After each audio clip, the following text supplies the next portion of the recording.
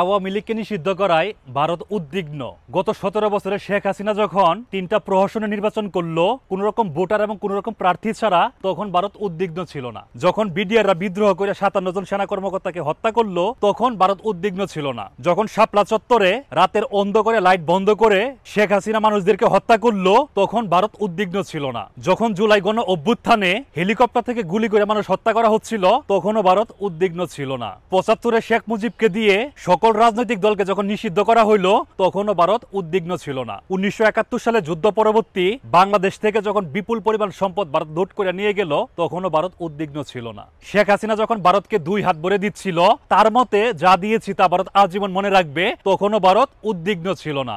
দেশপ্রেমিক বাংলাদেশী নাগরিকদের যখন গুম করে ভারতে তাদের পাওয়া যাচ্ছিল, তখনও ভারত উদ্বিগ্ন ছিল না। বাংলাদেশকে এতদিন ভারত তাদের অঙ্গরাজ্যের মতো ব্যবহার করছে, তখনও ভারত উদ্বিগ্ন ছিল না। আজকে যখন দেশবাসীর চাওয়া প্রতিফলিত হয়েছে আওয়ামী লীগের নিষিদ্ধের মাধ্যমে, তখন ভারত উদ্বিগ্ন, কারণ তারা তাদের বিশ্বস্ত এক বন্ধুকে হারায় ফেলছে।